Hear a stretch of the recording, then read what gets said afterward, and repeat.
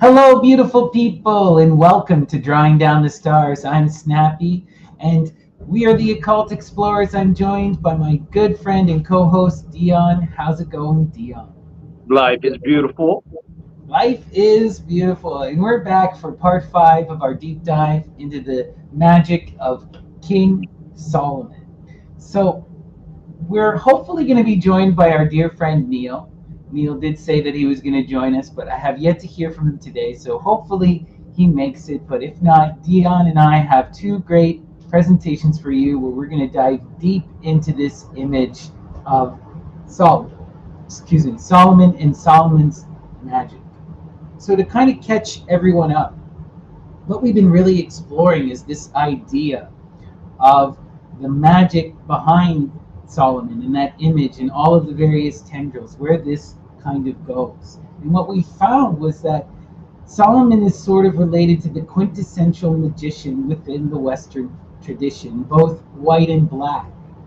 And it relates to something we see in this Mediterranean in general. When we went diving deep into the Greek, we found this prototypical image in Aristophanes' birds of the trusty friend who connects to the hoopoe and builds this temple in the sky, right, in order to master and become their own ruler, right, in order to flip the poles and take that power from the gods.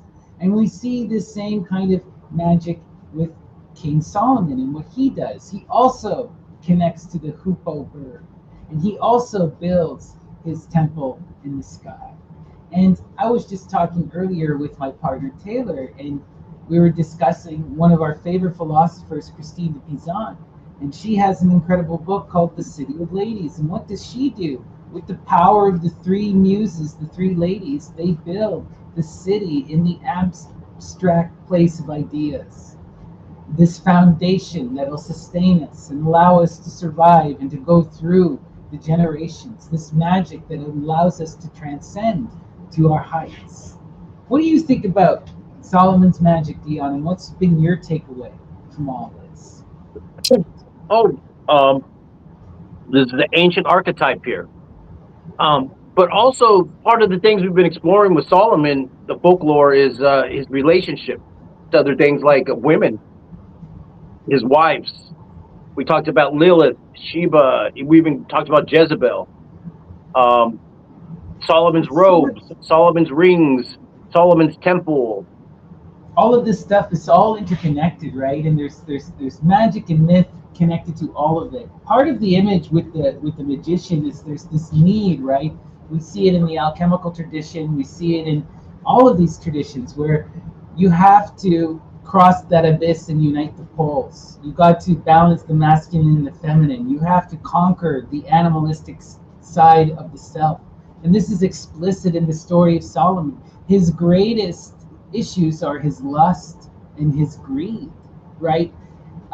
He gets ruled, remember, by his twin brother, the demon Asmodeus, who ascends to the throne and wears his robe and ring and is able to replace him because Solomon is greedy and lustful and is bound by these things. He hasn't reconciled with his feminine, he hasn't overcome the animal, right?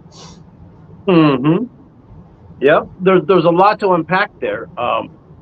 Different layers of history, and also as well as how this folklore has been packaged up into secret societies, Right. and it's come through. We'll have an Rosicrucian, Freemason. We talked about last week the Order of the Scarlet Cord. There's a lot of secret societies, even the Widow's Son.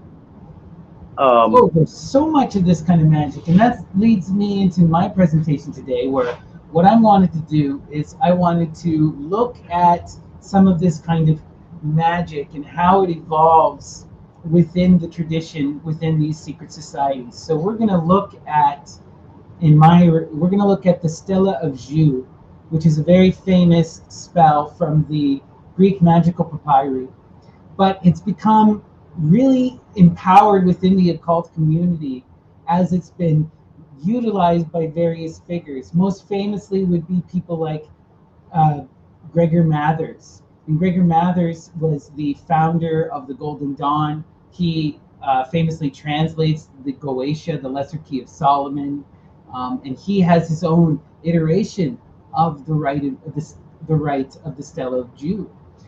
And then Crowley adapts this further, and it becomes one of the central rites in his Thelemic tradition. We see that within his text Liber Samek, and it becomes that the bornless rite. And this is something that modern occultists have iterated on infinitely, and is one of those kind of really primal rites that a lot of occultists engage with. And it's kind of interesting that it's Solomonic and it's Greco-Roman Egyptian, and yeah, it's interesting.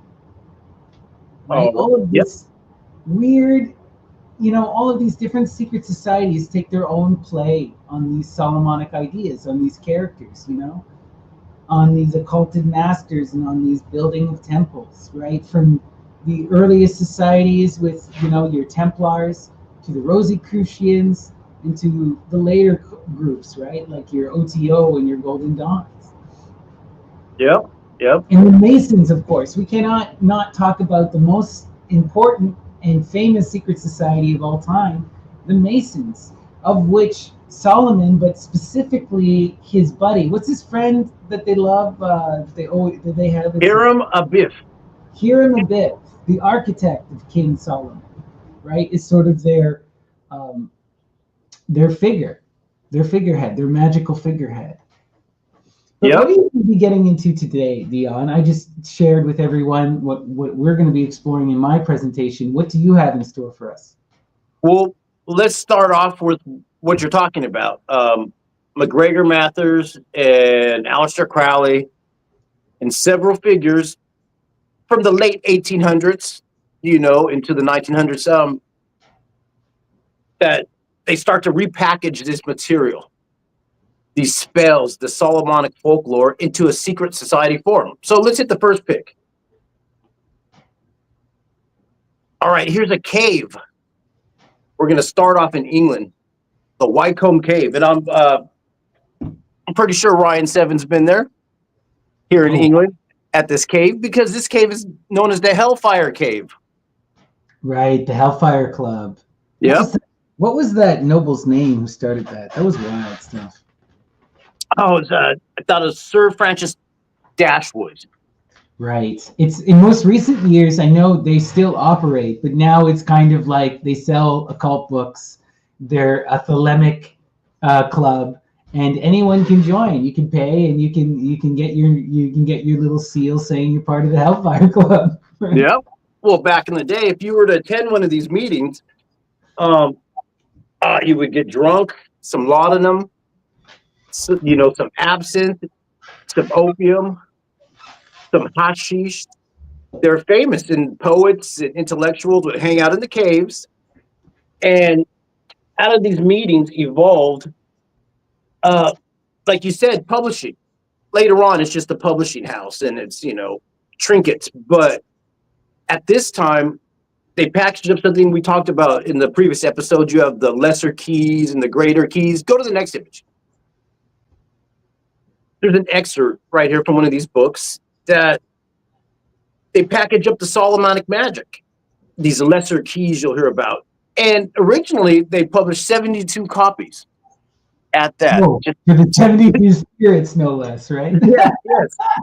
And part of the topics in there was how to make a magic carpet, because that's part of the magic, the magic carpet ride, the robes. We've talked about those, the capes. But it's through these meetings that they took maybe something from the 1500s, these spells, and I'm sure you're going to talk about them later, this magic grimoire stuff, the PGM, Arabic magic, and they put it into a form, and they drew symbols, came up with fancy little spells and ceremonies, and put on robes, and they would act these out in the caves. And this later on became the roots of some of these biggest secret societies that people partake in today. Go to the next image. It's important. I just want to remind people that at this time, right around, the end of the 1800s, is when you have the discovery of the Rosetta Stone. And this leads to a massive boom in Egyptian theology and studying of Egyptology, right? This sparks such a creative spark that it's reverberated across the world, and it leads to a lot of new cultic ideas and iterations. Even Mormonism comes out, as we've talked about in previous episodes, this discovery. And certainly the English mystery traditions, such as the Golden Dawn and the OTO, are no different. I mean, well, OTO is German and English, but you get what I mean. So yeah, and they're drawing on Solomonic folklore. Yeah. And that's what, and at that time, what you're talking about is Egyptosophy, when Yes. Egypt took on this whole veneer of ancient mystical stuff, and people wanted to get a piece, wear their robes. Even Napoleon got caught up in that years earlier. He was the guy who sparked it, really. He really Yeah. sparked it by going there and just desecrating the place, But Yeah. and you got to remember, you could also go to Egypt at this time. Like much later, you'll see Crowley actually goes to Egypt, and he has, because he's a rich, white, powerful guy, able to go and have these mystical experiences in the freaking pyramids. He's able to go to these museums. He can see these stelae on display, So this was a time of just real heightened renewal for all of that Egyptology, Egyptian thought. And, something like the PGM kind of falls in between the cracks of all this, because it is Egyptian, but it is also Greek, and it is also Roman, and it is also Jewish, and there's so much going, even proto-Christian, some Christian, right? There's such a variety of stuff. And a lot of the stuff at this time, what was happening is it would get translated by scientists and anthropologists, and it would be preserved in these universities. And then you would get these occultists who would take those translations from the academics and turn it into magical material. And this is what's happening, as these discoveries are being made. It's then reverberating throughout these various communities. And these people are looking for anything. They're looking for any kind of scrap of ancient knowledge from which they can get their hands on and be transformed by. Part of the reason why Crowley joins the Golden Dawn is because he was after this secret hidden knowledge, right? They were always searching. He was always in the library looking for stuff. And part of the reason why Crowley freaks out and exposes the Golden Dawn is because when he gets to the top of their initiatic order, he realizes that it's just Mathers. If there are ascended masters, it's a spiritual experience of the mind, and it's nothing that Mathers can give Crowley. Yeah. But let's continue here. Sorry. Oh no. Well, you're setting the stage of what they're about. Mm-hmm. And more to it. Crowley, that's part of he took on the theme of the Scarlet Woman, and that's his big thing, is to bring back, to reincarnate the Scarlet Woman. This Scarlet Woman is the Solomonic thread. Yeah, well, it is also that Lady Babylon, that Medea energy, the child to come. You'll see in the Alexandrian, the Greco-Roman magical tradition, this would be Harpocrates, Horus the child, right? Or Dionysus reborn, or Athena. But this is a very important image within many different magical traditions, specifically within these occulted traditions from which Crowley and Mathers are pulling, right? Yeah. And another thing, Mathers and Crowley and the people up in that cave at the Hellfire Club, along with a lot of other names like Blavatsky, Gurdjieff, all these mystical names from the 1800s, 1900s were espionage agents. They got visas and passports to travel at a time when most people couldn't travel. Most people in those times didn't go more than 50 miles from your house, or 100 miles, You was walking around a horse or something. It's an important thing to say how extraordinary Blavatsky was, and Crowley was for doing those things. Like, there's a reason why people believed her when she, because she did travel all over. She did make it to Tibet. Now, do I believe that she actually met the ascended masters? I question that deeply. But the truth is, she went to Tibet, at a time when no one flipping did. right? So incredible, wild people who had unimaginable wealth and power in some regards, you know? Yep. All righty. Well, we got an image on the screen, and let's see if this is where these people draw part of their power from. And it's from a fire. The concept of fire itself, a hearth, uh, a fire pit, a fire bowl, a fire pot, a volcano. It's the eternal fire. We call it the holy fire. Um, when Solomon built the temple, he did a special ritual, and a firestorm came down. You'll see in the Bible, and the fire is brought down. Just like in Korah, we talked about Korah before. When Korah went behind their back, Moses' back, and he wanted to. He built these fire pots, and for people to honor the old gods, Moloch and the other gods, and fire rained down. Once again, there, and it blew up the pots, and it's Aaron who takes those pots and melts them down to be an altar that's later put in King Solomon's temple. But let's go to the next image. Wow. All right. Here it is. When Solomon had finished praying, fire came down from heaven and consumed the burnt offering and the sacrifice, and the glory of the Lord filled the temple, the fire coming down. We're talking about a hearth. We're talking about, is it Vestia? Hestia. So, okay. Yeah, this is getting wild to me because you're bringing up some very, very primordial images from both the Indian and the Greek tradition. Okay, so this idea of the fire, the primordial fire, the fire of the hearth, is one that is essential and ancient. Okay, the earliest attested goddess we have in the archaeology in Greek, or one of the earliest, is Hestia, who is the primordial flame, right? She is the hearth as well. You know, and it's a very complicated image here. And where it gets so complicated is because Hestia is so old that she relates to an animistic time in the Greek world before they were they were creating humanistic and more complex iconography for their deities, right? She is the hearth itself, right? But this is such a primordial image. It's the center of all of the Greek cities and all of Greek life, right? This is where everyone comes as a community to break bread. It becomes the Prytaneum, the seat of the eternal flame. Every city has an eternal flame burning that would represent Hestia.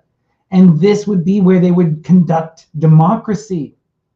So all of the cult of Hestia is also all about the city rites and the doing of the city. It's such an essential part. When they would go to create new colonies, they would have to establish and light everything, and light a new eternal flame, build a new Prytaneum, set up a hearth for Hestia. That is the first thing you do, right? In some of the myths, in the earliest version of the myths we see around the fire, it's not Prometheus, but it's the first man, Phronesis, or Phoronesis. And this first man, Phoronesis, what he does is he sets up the temple to the Great Mother, to Hestia, and builds the first flame. That's what he does. He builds the first city, and and through her creates the first language after the confusion on the fall of by Hermes that confused all the tongues.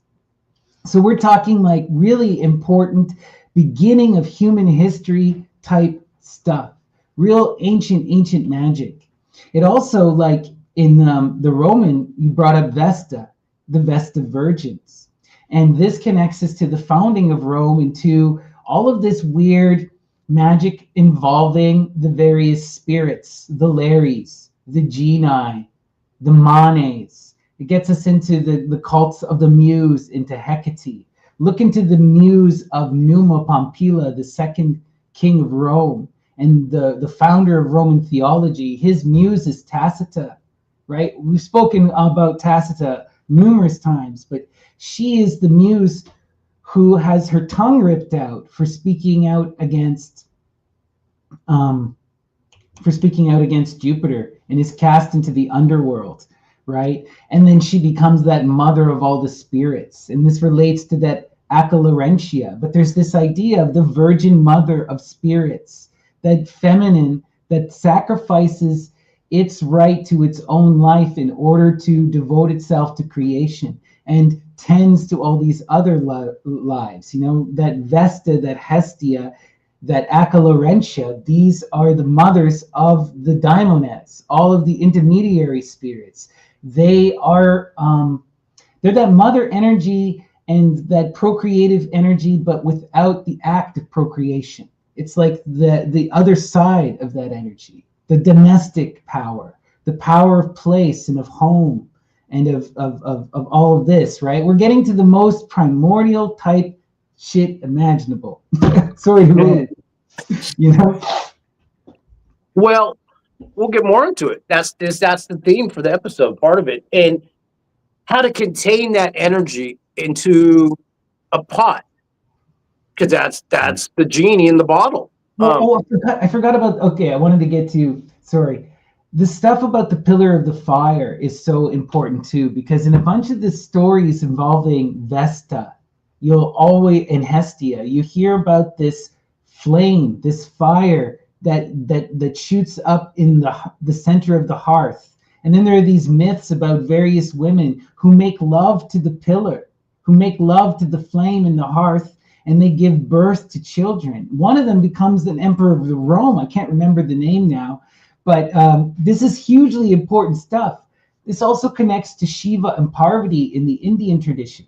Shiva is the, what do you call it? Shiva is that primordial flame, right? And Parvati is the cosmic womb that engulfs the flame, the hearth that contains the flame. And by containing that flame, that's how you produce creation. And creation comes out of the hearth. You know, you're getting right back to the most primordial images in these pagan traditions. Mm-hmm.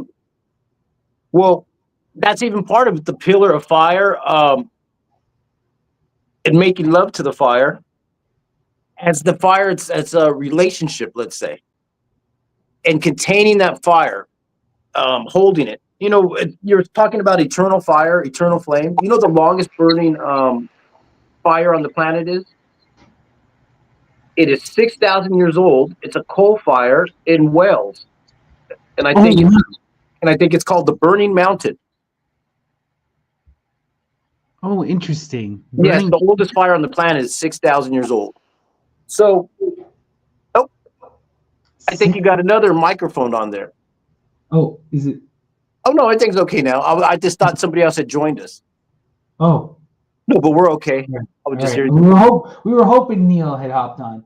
Is my audio sounding okay? Yep, everything sounds good. So, in one of our previous episodes, we talked about fire pots. Oh, this is a Cora right here. They're doing they made these pots, Cora's famous fire pots, and fire came down and consumed it because God wasn't happy. But we also talked about it in a previous episode. I think it was from the Zohar. Our Isaac Luria talks about how the spirits that Solomon utilized in Lilith were created from a pot that God had made to contain, I guess, the primordial man, Adam Kadmon, if I'm saying it correctly, and couldn't contain the energy in the pot, and it broke the pot apart, and the energy that spilled out became the demons that Solomon worked with. So you got to hold this energy, this fire energy, into a pot. That's what the rocket ships are doing in Chinese, gunpowder or fireworks. People were enthralled back in the day by that technology, how to harness the fire. Go to the next image. Well, this also just makes me think of our dear friend Jack Parsons in the building of rockets, right? And 100%. That's as occulted as it gets. 100%. This is Jack Parsons is all about this. We talked about a ritual that Elijah went up on the mountain, and they went to compete against the the prophets of the other god, Moloch and Baal, and they said, well, bring your homies and I'll bring my homies and we'll have a battle. And Elijah did this thing where the fire came down. Once again, Elijah produced a firestorm. I put the quote there from Kings, and it talks about him making this sacred fire. Some people call it the holy fire. Go to the next image. Oh, right here. I wanted to show you these. These are ancient bombs. These fire pots. This is the genie in the bottle. This is how they're making. Elon's making his old rocket ships to go. He thinks he's going to Mars. Utilizing this technology. That's how they make those spaceships at SpaceX. They have little pots with fuses and they blow it up. And that's how they're going to get there. Thinking they're going to contain the genie in the bottle to harness this energy. CERN, that's what that's about. You know, they're trying to get to some kind of eternal flame, trying to figure this shit out. Go to the next image. They want to recreate the sun. They want to give birth to their own son, right? That's right. You know what happens? You get burned by fire and you get too close. Just saying. Icarus. Yeah, that's right. And even but the phoenix is reborn if you're humble. Right here we got the Holy Sepulchre in Jerusalem. They have a ceremony once a year, and it's the Orthodox church that has that's in charge of this temple. And once a year at a certain date, supposedly a magic fire lights in the church. Now, recently the church has changed ownership because of at one time it was called the Hashemite Kingdom, was in charge of antiquities of Jerusalem, and they were in charge of Christian, Muslim, and Jewish holy sites to maintain a peace so everyone can be there to worship together. And that was the rulers of the Hashemite Kingdom, had that for like 1,000 years, that curatorship over the holy sites to create a synergy so they could all three worship there. But part of it, I wanted to show you, this is the Holy Sepulchre, where once a year the fire is lit. So everyone goes there to check out this holy fire. Go to the next image. Right here. Okay. We're going to talk about more fires and using the sacred fire in the Bible. Because of them, all the exiles of Judah who are in Babylon will use this curse. Now, this is a curse. A curse is what? A magic spell? Something you say that's in a grimoire. May the Lord make you like Zedekiah and Ahab, who the king of Babylon roasted in the fire. We talked about Ahab before. Remember, Ahab marries Jezebel. Ahab builds a temple, the other Solomonic temple up north, to his gods. That becomes a competitor to the temple down south. And even though we talked about Solomon making temples to Moloch, he had a bunch of Moloch temples as well down the street. Because all of his wives are into that. And it says they made temples for them to maintain that synchronism. You know, and so right here, Ahab is roasted in a fire. Well, some people are roasted in a fire sometimes for good things. It's to burn off your immortality. Right. We've heard of this in ancient myth. Go to the next image. It happens to Jason, right? It makes him invincible, right? When he's put in Medea's steam bath. This is a very ancient, powerful occult image. Yep. So boom, Solomon's brother, Daniel. People don't even think that it's Solomon's brother. They don't remember that part, but that's his brother. At a certain point, we talked about in previous episodes, Shadrach is thrown into the fire with two other people, and they don't burn. A fourth person shows up, an angel of the Lord, and the king takes them out. Like, wow, you got powers. Because this is the ancient theme, to be burnt in the fire, to become something different. It's alchemical at that as well.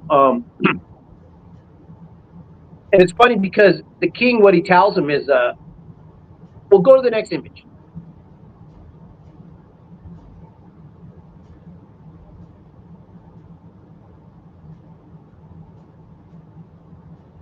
So, but one thing I should have told you about that previous image.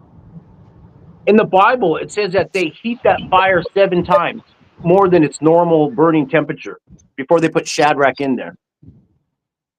And the soldiers that went to put them in the oven, they got burned by getting too close to it. That's how hot the fire was. So, all right, here I want to tell you a story right here. In this story, and you were talking about it before, Demeter and Demophon. We brought that up before, where Demeter is holding the baby over the fire to burn off its immortality. And the mother comes running in and thinks that she's sacrificing it. Like, no, what are you doing? And it ruins the spell. But really, what she was doing was burning off the child's immortality. Yeah. Or the mortality, to make it immortal. I'm saying it correctly. And we talked about, you said about Medea. Go to the next image. Yeah, well, she tries to do it, right? Demeter tries to do it, but then Demophon's mother gets in, and she's like, "No, you're not going to burn my baby alive. This is crazy." I was just trying to help the baby. Right. Peleus and Medea. Medea does a thing too, because you talked about Aeson, but there's another story where Medea tells the king, does a ram, where she cuts up a ram and puts it in the sacred pot, and it comes out immortal or something. Mm-hmm. So the three daughters of Peleus cut him up. Well, put him in the pot, and to resurrect them in the fire in the pot, and it doesn't work. No. But the key to that whole image, though, is recognizing that Jason asked Medea to get rid of Peleus, right? And then Medea's like, "I will get rid of Peleus. You're not going to like it, but I will do it." And that's what happens. And then Jason, after all this happens, is like, "How could that monster Medea do that to the poor daughters of Peleus?" And it's just like, dude, this is all your fault, you piece of shit. Yeah, well, it's the cauldron.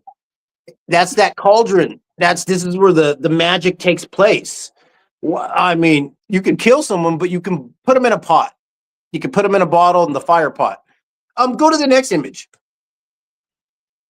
So these temples to Moloch that Solomon built, Ahab built, it says it multiple times in the Bible.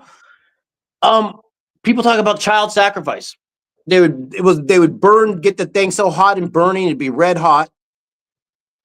And supposedly they would sacrifice the babies. But other people have come forth saying, no, they didn't sacrifice the babies. They would pass them over the fire in a symbolic burning off of the mortality ritual. That's an ancient theme that you'll see in multi-cultures around the world. Demeter putting over the fire, Shadrach in the ovens. It has something to do with, it's a symbolic baptism by fire. We got baptisms by water, but we're talking about baptism by fire.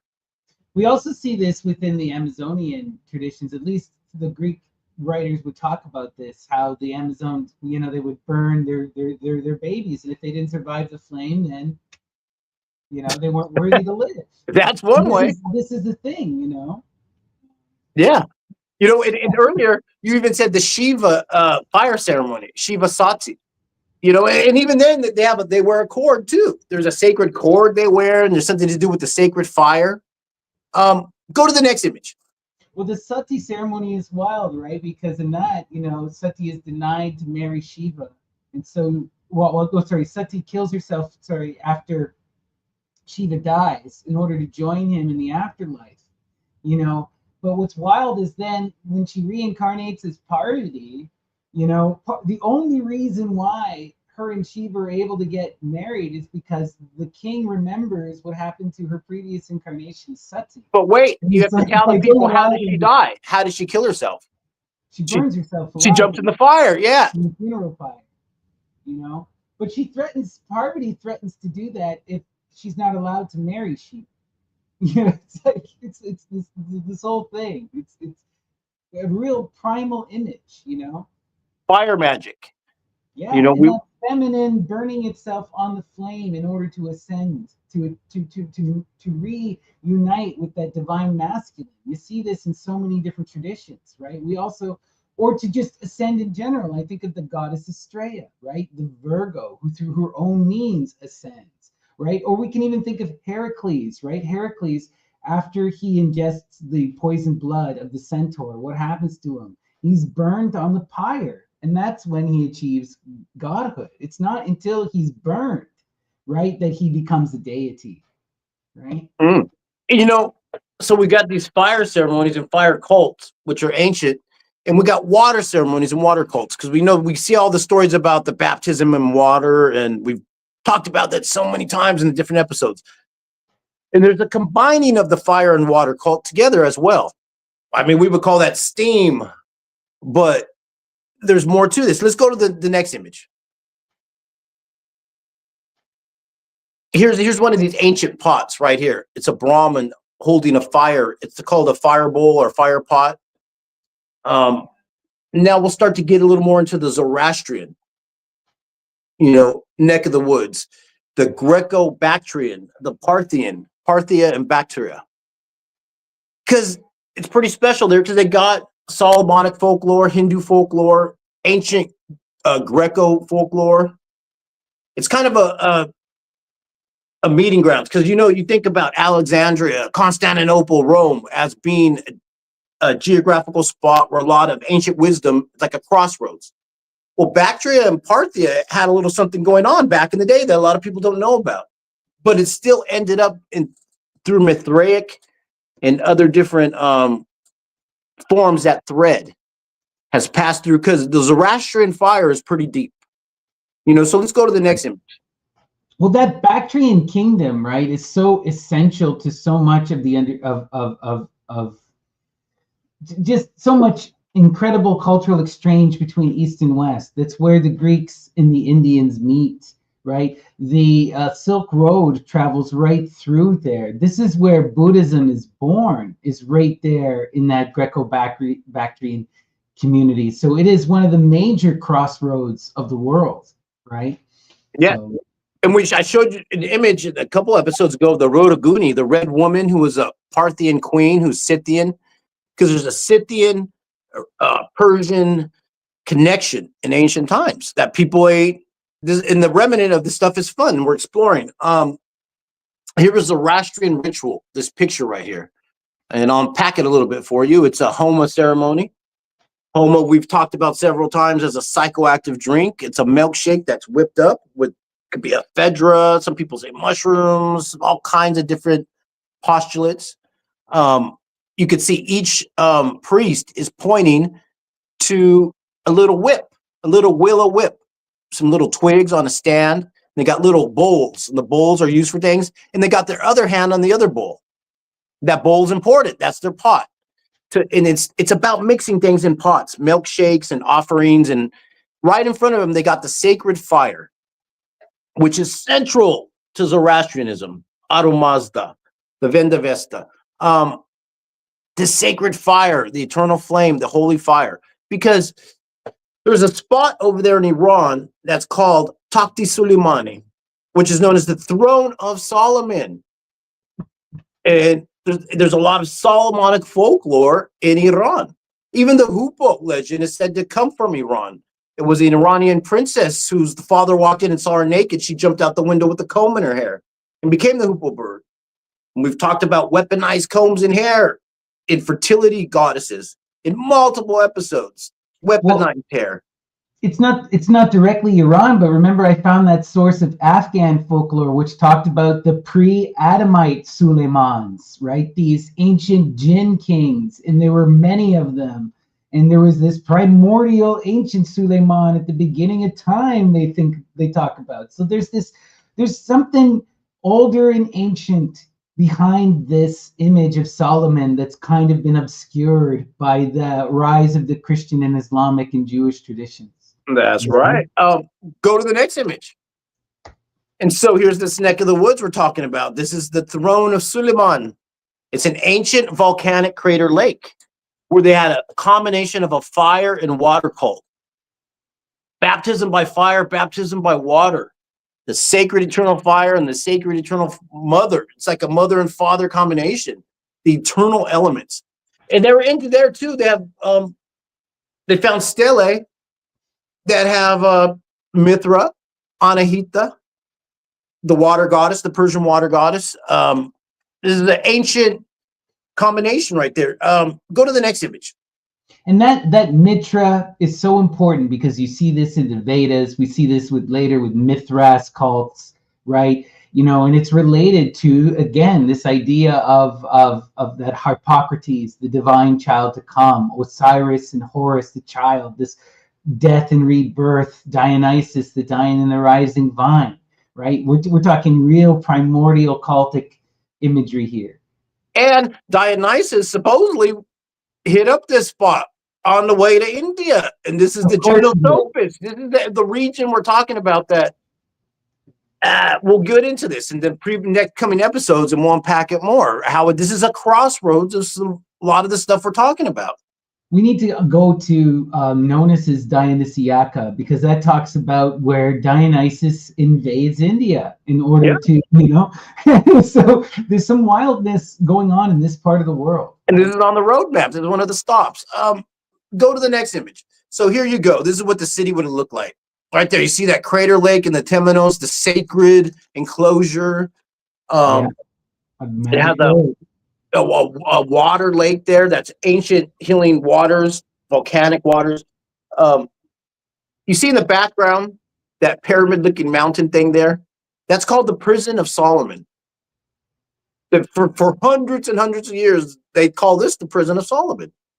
That's where he kept his genies and would put them in there. It was an artisanal spring. If you hit the next image, I'll show you a close-up of it. Yeah, there they are making a pilgrimage up to it. This is where Solomon would enthrone the jinn. This is Solomon's prison. And it was an ancient spring in Iran.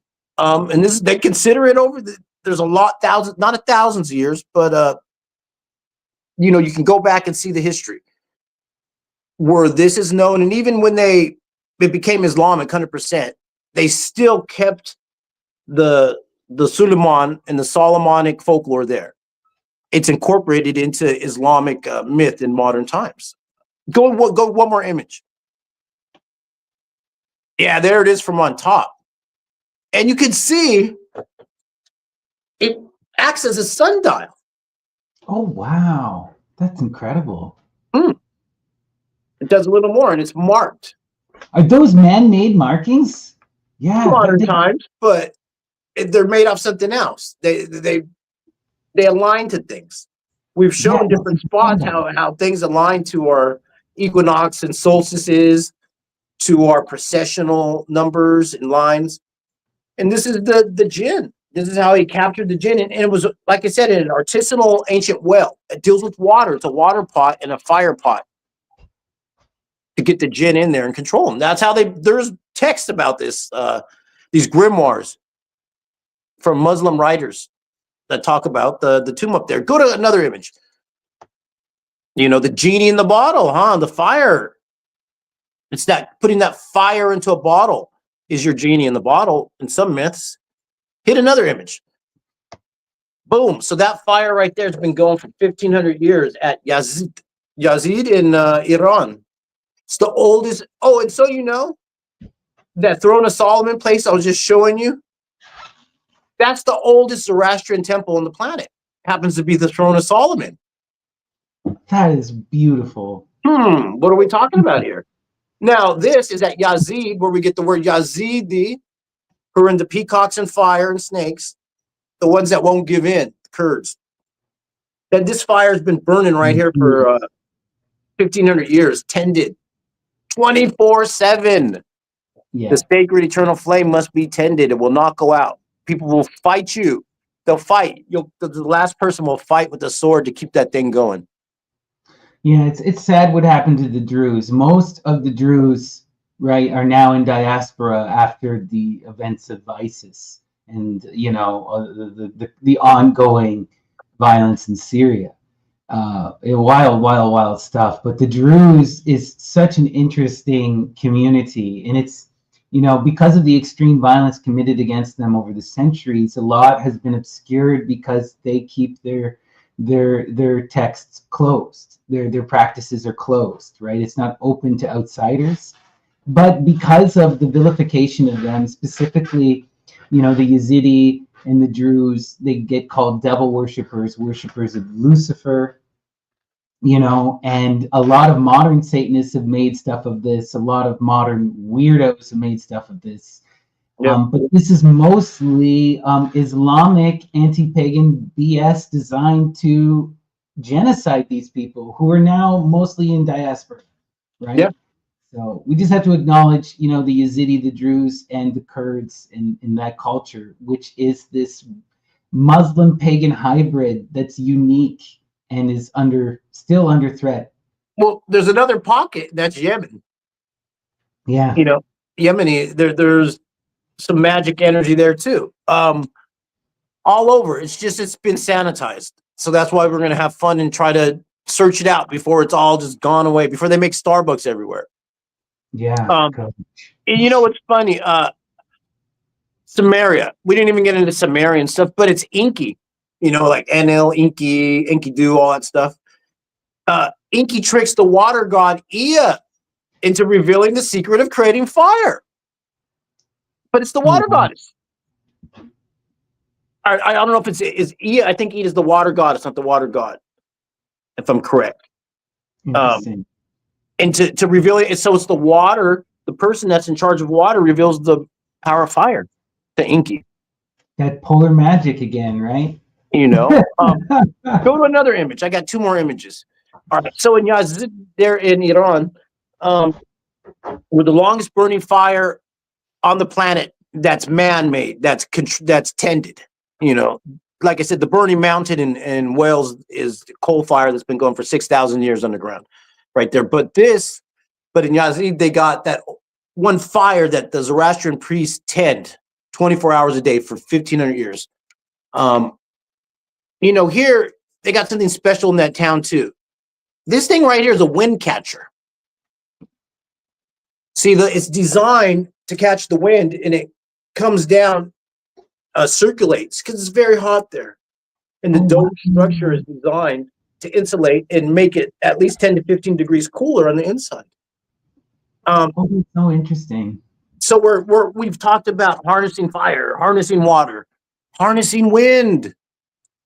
We got to get that wind too. We're going to control the wind as well if you want to do Solomonic magic. And the birds, you know, this makes me think of, oh my God, why didn't we talk? We need to talk about that.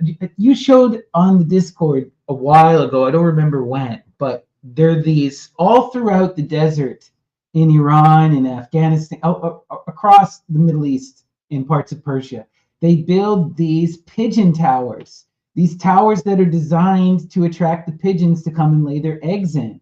And then they tend to them and they get free pigeons. You know, and it's like a huge thing. They use these pigeons for so much, right? Like people underestimate how important the pigeon is. We've talked about it at length, right? It's related to the goddess, and it is one of the earliest domesticated animals, right? It's a food source. It's a fertilizer. It's, you know, messengers. Yeah. It's a superpower and related to this Solomonic magic, clearly. Well, and to this day, if you go around the deserts, you'll see these pigeon towers all over the place. Yeah, yeah. Columbary is that the word? When it's the pigeon coop or aviary. Columbia, I think is part of the word where you get that from. We looked at the pigeon coops are the dove coops in Ashkelon, Israel. That they had special ones. They to encourage the doves. The doves were encouraged in Ascalon for Aphrodite. And we talked about that doves secreted dove's milk. You know, like birds will choke their food and spit it back into their the baby bird's mouth. This is different. They would excrete something from their glands, a special milk of whatever they ate would pass through and bioprocess. So you could feed them poppy seeds, poppies, opium, hemp seeds, whatever, any kind of thing you're going to feed them. And it'll bioprocess it into a milk that's excreted. And the hoopoe bird, we discussed a couple episodes back, makes, it's sulfur oxide. And what it is, it's produces it in its skin and excretes it, and it rubs its feathers in it and the eggs that it lays. And it's an antimicrobial property, but it smells like rotting flesh, like eggs, this sulfur stuff. And we know sulfur is connected to demons and jinn and controlling them. Absolutely. Now, another thing with the hoopoe's excrement, if it's passed through salt water, it'll turn into dimethyl sulfur oxide, DMSO, which also is used in psychiatric formulations to control antidepressants and bipolarism. But it also can be converted. DMSO, what it's good for is taking things to your skin barrier. People use it to add something to it, and it'll take it into the blood. So this is ancient alchemical formulations, psychoactive formulations can be made with these animals. Well, absolutely. Remember the hoopoe, the dove. A couple of episodes back, I showed from the Greek magical papyri that the hoopoe is an ingredient in a visionary eye salve. For Christine. Visionary eye salve. For Christine. Yep. It's used in Christine, specifically of the eyes. The hoopoe is needed to become a Christ, right? You know. It was also used, where else did we find it in the PGM? In midwifery for the prevention for abortive. It's an abortificate. You know, it's like, this is Medea magic right in our face, you know? So we got the animals and we got structures, which are temples. Solomon's temple is furnace to make fire, to burn things, to bring fire down. We're talking about alchemical processes of animals and structures contained in the folklore and myth. These ancient fairy tales of magic gods are actually alchemical formulas. If you want to unpack it that way, it could be astrotheology. We could show you how these temples are aligned to the stars, how these myths are just Virgo, Scorpio, Aries, repackaged into a story you can remember. You know, that's one way of looking at it. This is Mercury, salt, sulfur, repackaged into a myth so you can remember. This is acacia, Syrian rue, DMT, poppies, hemp, repackaged to a myth so you can remember and retell it and hide it. You can do it's 5D chess, however you want to play it. Let's go to one more image. I think I got one last image. Beautiful. So what's cool, out of that city up there, they make a cognac based off of King Solomon, the throne of Solomon, and even has the temple walls right there. Remember, I showed you the circle where that temple is. So that's Solomon's other throne in Iran. And they make a cognac based off it. They got that genie in the bottle. Where they fermented it down and put it in there so you can drink it and get that fire magic and get fired up. Isn't alcohol a genie in the bottle? That's fire water, isn't that what the Native Americans called it? The first peoples there? It's fire water. You got to drink the wine to become enthused, right? To be inspired, right? Dionysus, right? What is the soma? You know, all of this. That's right. Right? What is the homa? We're getting into interesting and theogenic magic here. Wild, you know? So, let's go even deeper. I know you got a lot for us. Oh, yeah, we're going to have some fun. So, first, what I wanted to talk about is last episode, I went into the Greek tradition, into the older tradition to the Solomonic, right? Or an adjacent tradition to the Solomonic, you know.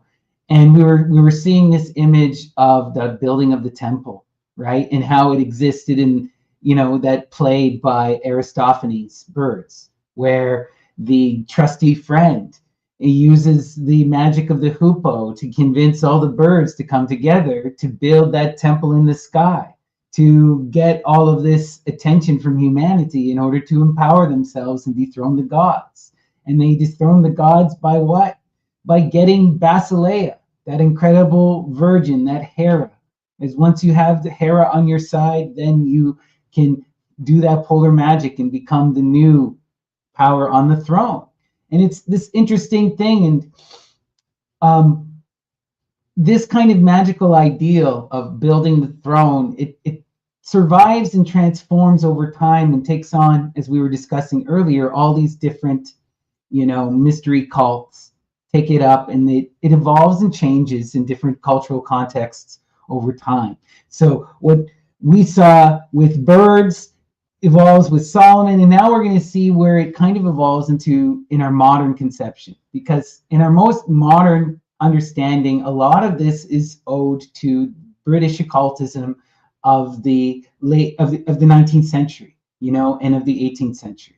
These traditions that were working with the Solomonic magic, that were working with these Rosicrucian type magic and Islamic magics, in creating new forms and new magical societies. So the big one, and the most probably popular one it would be the Golden Dawn. And the Golden Dawn, as we know, was founded by S.L. MacGregor Mathers. And this was a British secret society that developed its own system based on various magical things that they found in the libraries and that they were able to translate and engage with. MacGregor Mathers created this whole initiatory system of revealing, where he would eventually connect you to these higher spirits, very similar to what you see in Rosicrucian systems. And it would be this revealed system of knowledge that would, eventually connect you. And they were doing various aspects of this kind of Solomonic magic. They were going to the Goetia, but they were also going to people like John Dee, right, who had developed his own magic based upon similar traditions, right? John Dee was also deeply inspired by the Solomonic tradition. Both of them, both MacGregor Mathers and John Dee, are mainly taking from this gentleman here, Abramelin the Mage. Now, Abramelin the Mage comes to us from a text that's kind of like a pseudo-biography, and it's a story about how to basically get in contact and do a rite to find one's holy guardian angel. It tells the story of this young Jewish man who travels to Egypt, meets an ascended master, and then goes on this 6-month-long process, this magical rite involving these magic squares that utilize various angelic names in order to get in contact with the holy guardian angel, right? Now, people within the Golden Dawn were hugely influenced and inspired by this. Crowley famously tried to do the Abramelin ritual, though he got bored and gave up.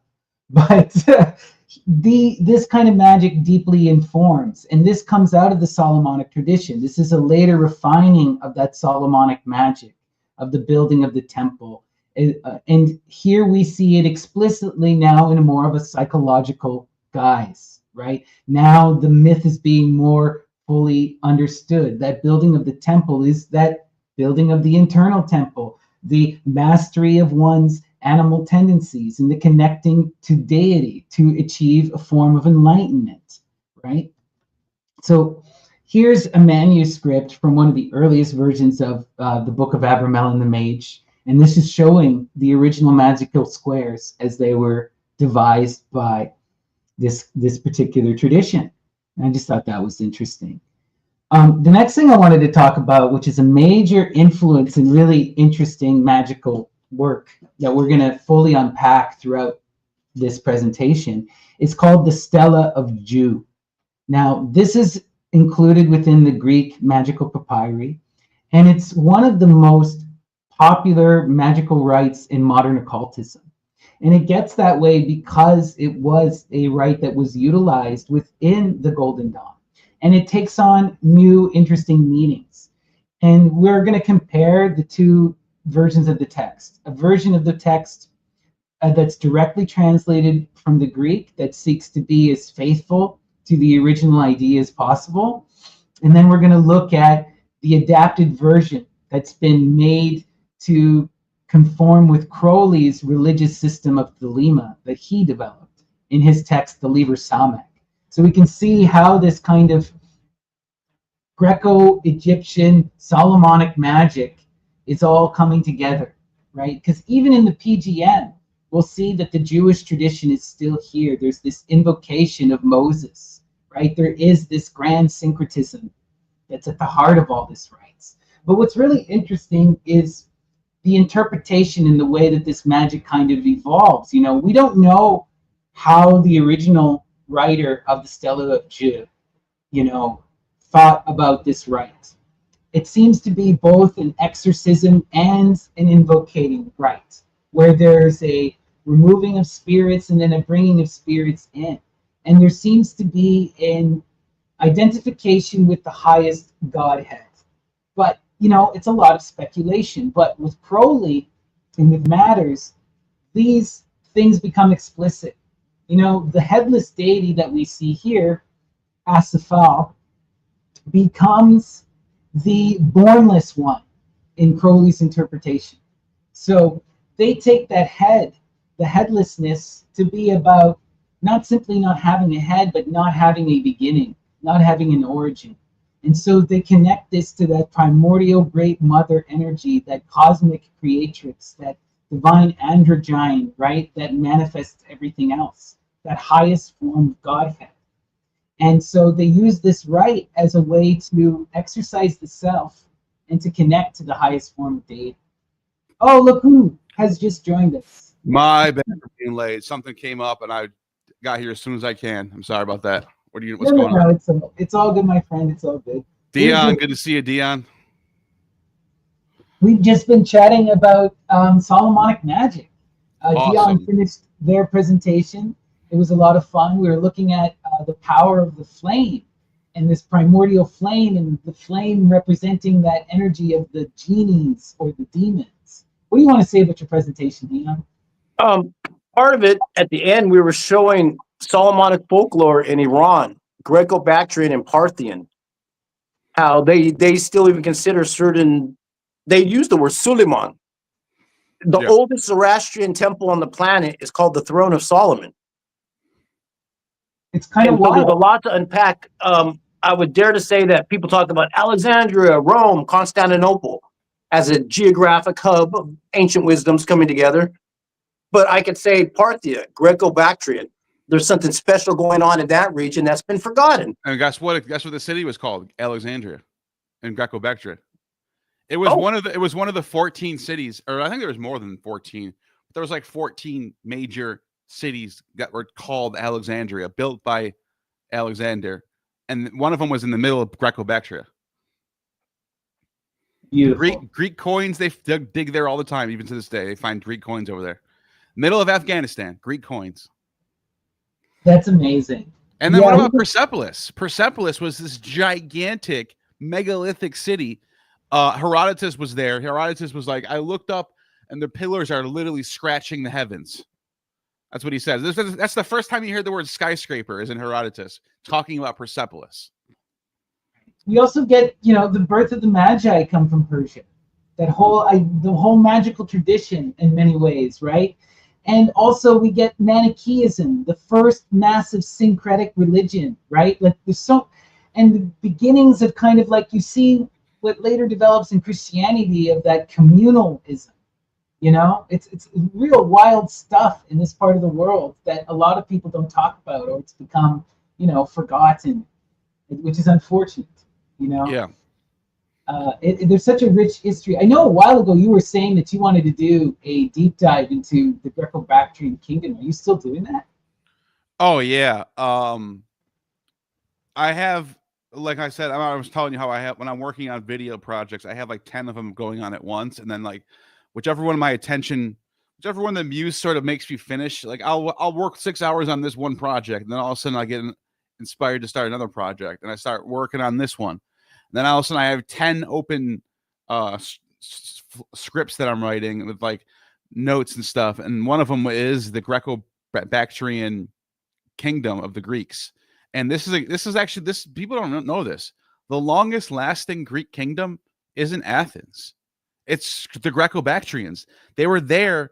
They were set up by the Persians first. What they did was they took people from Cyrene and up in near Egypt and up in northern Africa, and they relocated them to Greco-Bactria, and basically made them build cities there. And like they were like lower class Greeks back then.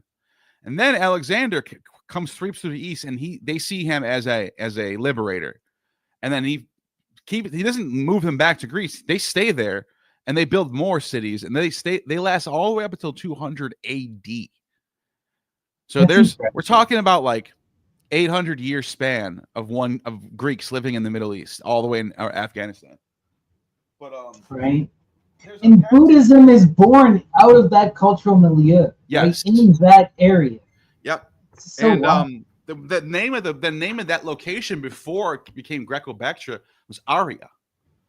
It's where the Indo-Aryans dwell.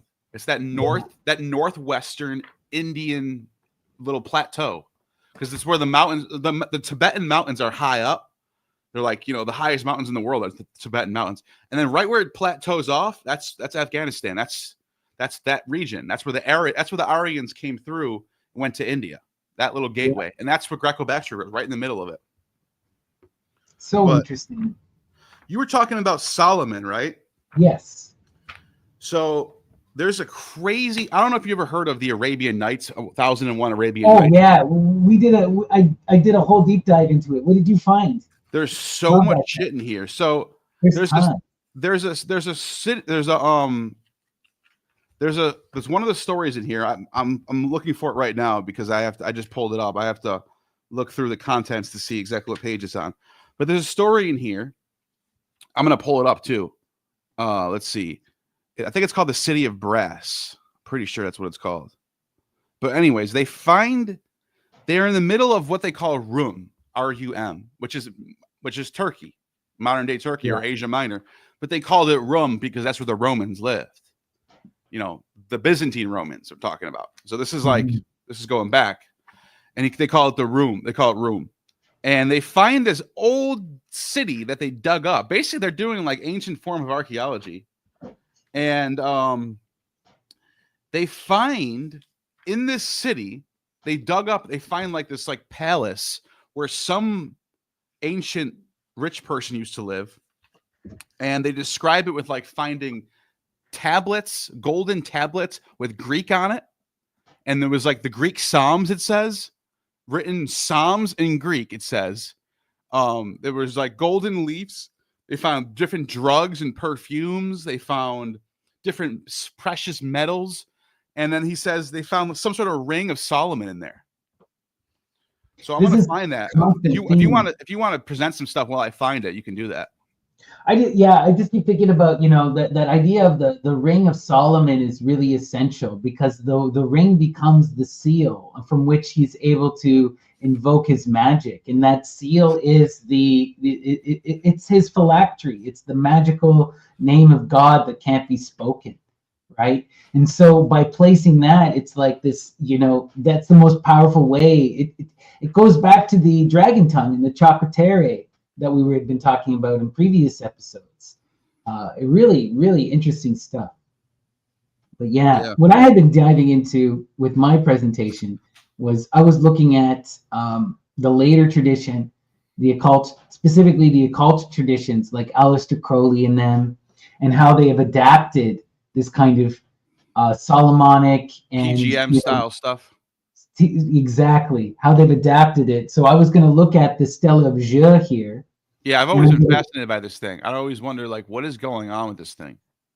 Oh, it's so wild. It's such a wild text, and it takes on such an interesting, weird evolution here. So this is the headless one, Asaphael, right? That's the Greek deity that is called, and in the Greek it's headless. But Crowley and McGregor Mathers interpret this as bornless, as the one who is never born, as getting to that ultimate creatrix, right? The basically Tiffany's. And then what's wild here is like it calls you in the text to make a phylactery and to put the sacred names of God upon your brow, to wear them like a diadem, you know? And here's a modern person doing such, written on papyri. Oh, wow, that's awesome. Right? And I just thought that Coptic, was cool. Right? Yeah, that's in the Coptic Greek. I like how Coptic looks because it has that Greek flavor. It has like that Greek flavor to it, but it's using Egyptian words. It's using Egyptian grammar and stuff. You know what I mean? But it's based. They did use the Greek alphabet to make that. It just looks a little bit different, and they added a couple characters that the Greek doesn't have. But this is Liber Samex. So what ends up happening with Crowley is after he leaves the Golden Dawn, he gets really into the Stella of Jeu. He finds this to be one of the most powerful spells that he can use, and he imagines it in this really interesting way, where he interprets it as this spell to become empowered by that headless deity to become the, the uncreated creatrix, to ascend the throne, essentially. And that it removes all these negative spirits, and then you become embodied and enthused and connected to that Acephalos, right? That main headless deity. So it's kind of wild stuff. And this even evolves later on. Are you familiar with George Bataille? Yes. I love George Bataille, one of the most radical philosophers of all time. Well, George Bataille was obsessed with this image, and he created the Acéphale Society, and part of their unspoken idea was to eventually decapitate someone. They wanted to sacrifice someone and to have them transcend, to go through this kind of Virgo rite where they ascend to the stars and become that highest form of deity.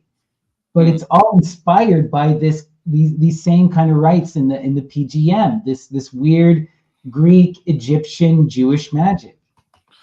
You know what's interesting about the two stars on the breast is in Eratosthenes describes Virgo, and he says that Virgo has two stars on her shoulders and a star on her forehead. And then what's interesting about that description, now that's in the 300 BC, around there, whatever, 4th century, 350 BC, whenever Eratosthenes wrote that. But then you look at the old images of Mary, with stars on shoulders. There's a ton of these things. Here, let me share my screen real quick. Sure. And it reminds me of what you're showing, where you see the stars on her shoulders. That's very common. But like even older than that, you find, so the farther back you go, you see more of this.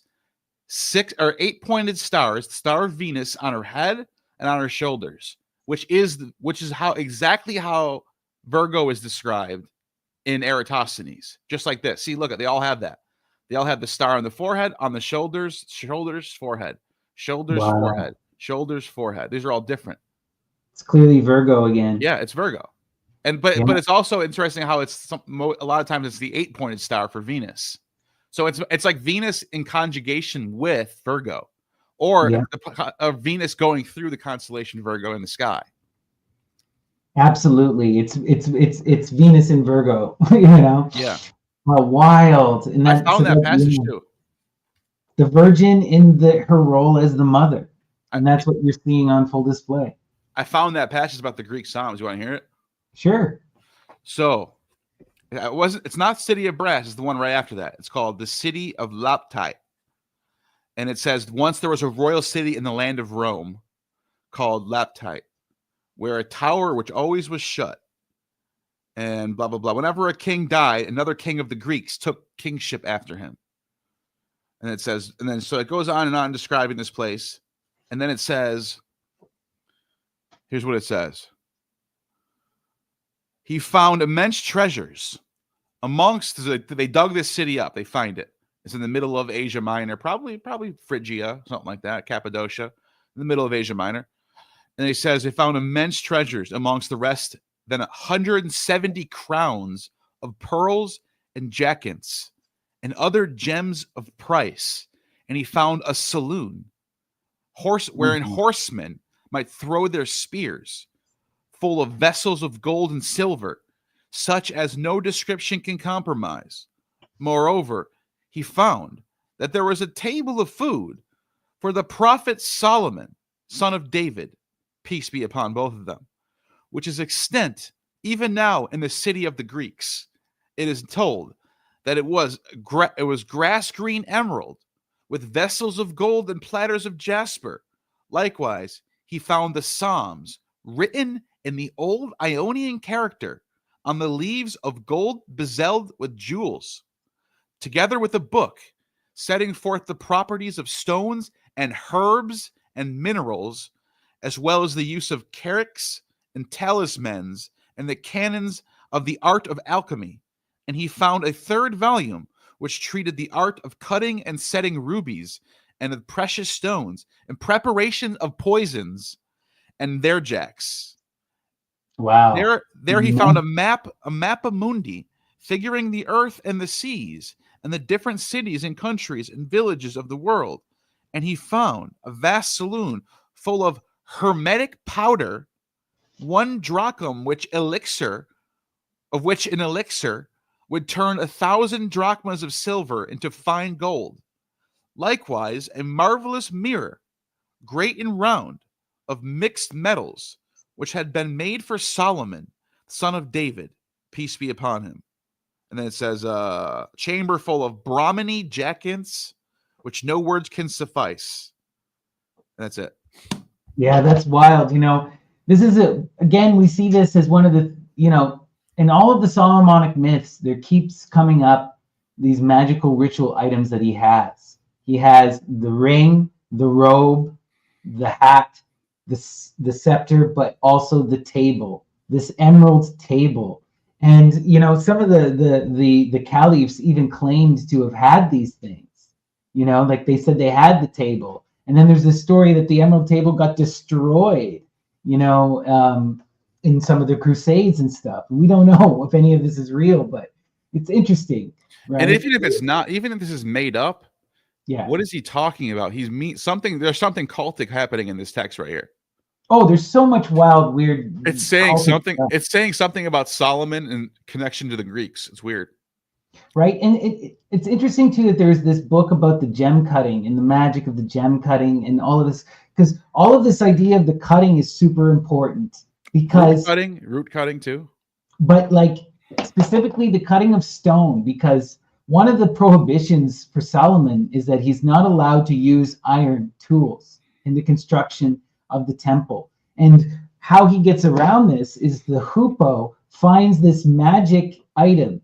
It's called the shamir. Now, in some versions of the Talmud, in some commentaries, the shamir is a barley corn that is placed onto something and then it cuts. And it's not really described how it happens. It's a barley corn, it's placed on something and it will cut the stone. But in other places, it's called a living worm, an actual worm. And they say that Solomon has his magic scepter is actually a writing tool. And he draws stuff on the stone and then the worm eats it. That is crazy. That is some magic right there. It gets so wild too, is that after the temple is destroyed, the shamir disappears, right? All of the rabbis, they argue tooth and nail about what the shamir is, but they all agreed that it took off once the temple was destroyed. The magic was lost. What happened to Dion? I'm not sure. He fell off. He may join back again. He may have had something to do. The only reason I'm wondering is because I have AAA coming here in about 60 minutes. So that was part of the reason why I was late, because I had a car issue happen right before this started, and I was like, shit. But I came in here, and I told them I'd wait for them to come here. So we'll end the stream before you go to just keep me posted if we're going long. Yeah, they're gonna notify me when they're here. So awesome. But yeah, what we're talking about here with this kind of stuff, I wanted to just show this evolution of this occultic imagery, but also to show that this stuff is still, right? The PGM, we're talking the 3rd century, and it's, this is from the freaking 60s, like it's still influencing. And this is a modern, this is a form of a sigil and a seal developed by Crowley in his Thelemic tradition, which is based off of this kind of Solomonic PGM style magic. Look at that star in the middle with the 666 in it. Right? It's amazing, and Babylon, and Hecate. Look, Hecate, Babylon, Lucifer, and then Nuit and Hadit. Nuit is the queen of starry heaven, right? That's the great mother in her ever expansive form. And then Hadit is the infinitely small point. And Rahor Kuit, that is the child to come. That's another name for Horus, the child. So yeah, or Plutos or something like that. Yeah, exactly, or Hippocrates, right? But yeah, really interesting. You're seeing this evolution of this tradition. Why does he spell Babylon like that? I always wondered that. So that actually comes from John Dee. And it comes out of the workings of the magical squares of John Dee. When he did the Enochian, the goddess appeared to him as Ba Long, you know? And it has to do also with the babbling, right? That invocation of the magical, you know, when we're getting into the sacred name of the goddess, it's beyond word, you know. Sometimes like Ovid says it's Lala, right? Her sacred name is Lala. Sometimes it's Baba. That's You funny know, because the Arabian goddess is Allah. exactly, Allah. You're getting into this whole babbling because it's Alaluso. part exactly, and the all of the Bacchic and Maenadic cries because they're tripping on drugs, and the most sacred names are beyond our limited understanding. They're without form. This is why, like, Iamblichus talks about this. You know, you need both the babble and the chakra in order to get to the ineffable. Notice how the purple is sort of by itself, because that vertical line is gray, white, black, and then it has the 6, and then it's purple. Yeah, it's not well, it's not a normal color wheel. It's like they chose purple to be by itself purposefully, because purple is representative of the divine androgyne, the coming together of forms, right? That's the middle path. Red and blue together, yeah. Exactly, right? You're taking the two extremes, and it's that magical alchemical working. What do they call it? Infrared and ultraviolet. Exactly, right? So this is the text from the PGM as translated by, or in the Hans Dieter Best version. I'm not sure who translated it, but I wanted us to read this so that we can really see how this rite evolves from the Greco, like the Alexandrian tradition, into the Thelemic tradition. So, I summon you. So first it's Stella of Jeu, the hieroglyphicist, which is kind of interesting, right? And then it says, "I summon you, headless one." Which means this person's a scholar, because if they can interpret hieroglyphics, they're a scholar. Exactly, but even more so, it means that they're a priest. Because by this time in Alexandria, they're using the Greek alphabet for conversing, but you know, in the magic rites, they're still using the hieroglyphics, and it's seen as that elite thing in Alexandria. Only the elite old families of Egypt use the hieroglyphics. They even had people who studied cuneiform up until 100 AD.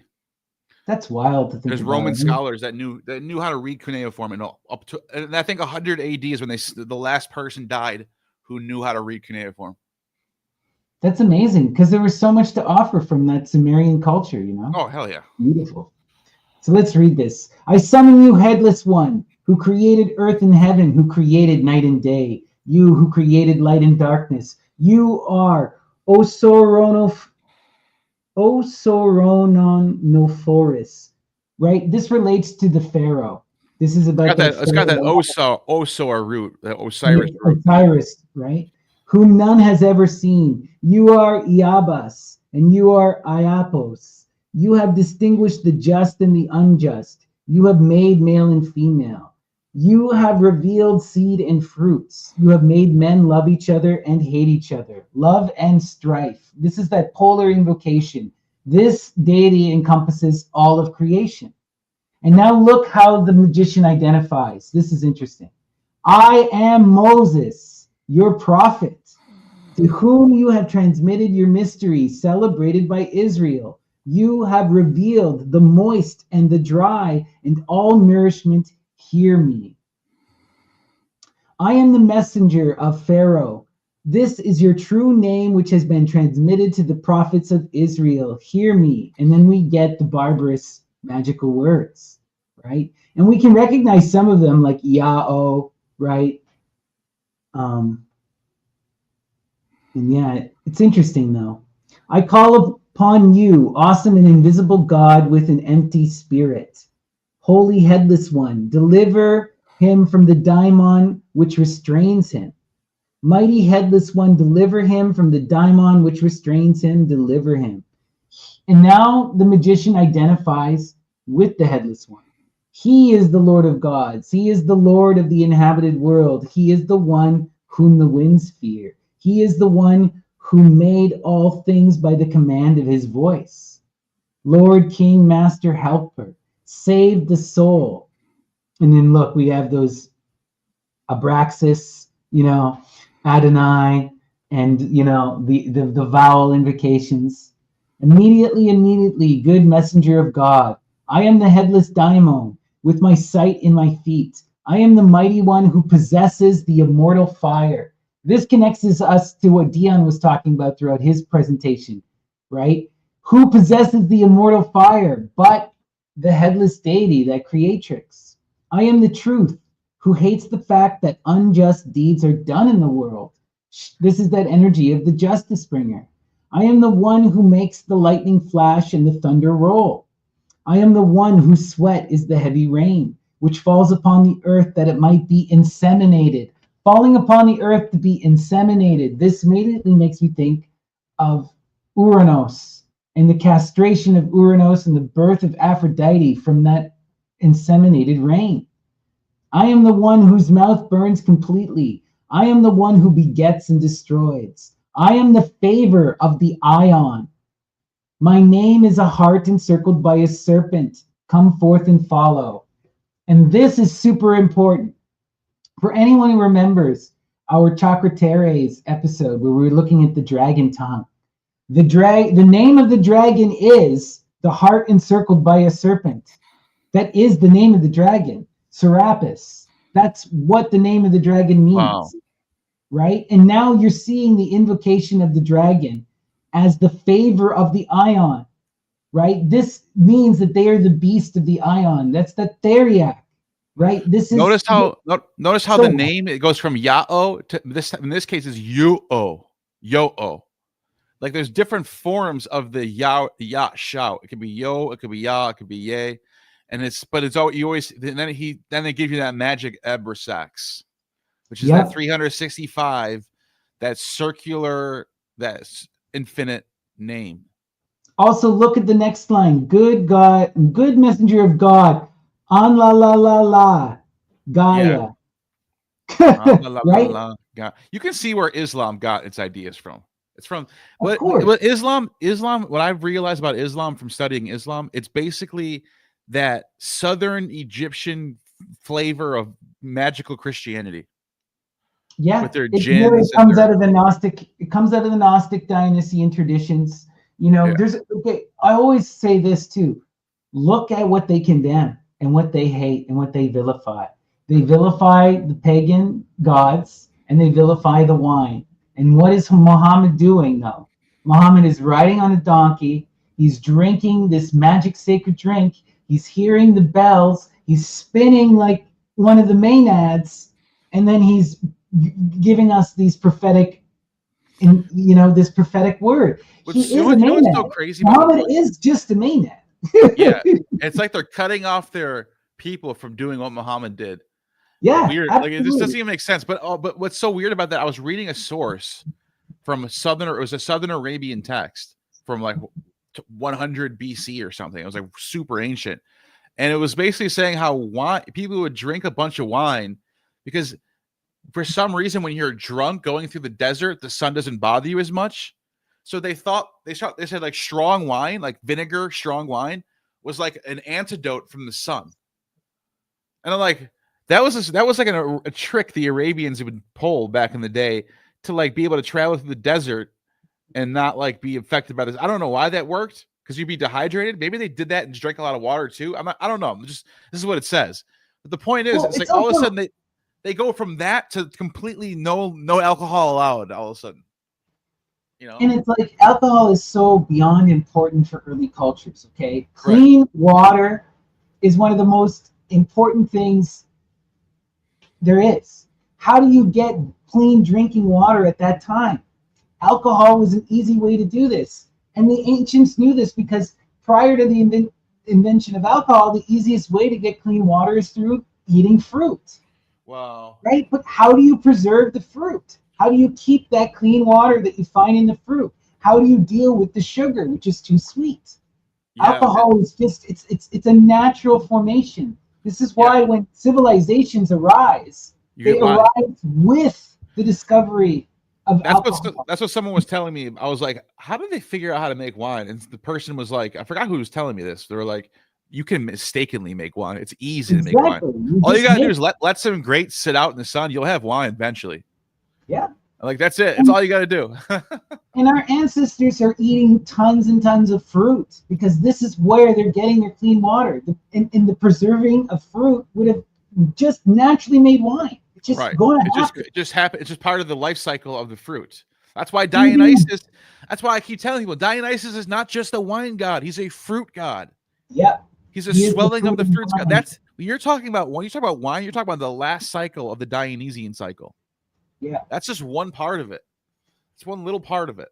One little part of it, it's like, but we get all caught up with, it's this, you see the same thing with the parallel gods in the Indian tradition, Soma and Shiva, right? Yeah. It's such a complex image when you're talking about the Soma, because it's both the prepared drink, it's also the plant, it's also the dew and the light of the moon, it's also the inseminating rain. All of this is the Soma. Notice how it says And favor. Soma is the god. Notice how it says the favor of Ion. Yeah. That is a name that keeps popping up in my research over and over and over again. What But have you it's found? not. It's so weird to me how unknown Ion is as a figure in ancient antiquity. Because it's Orphic and it was such an obscured mystery figure, Sure, but it's all over the place.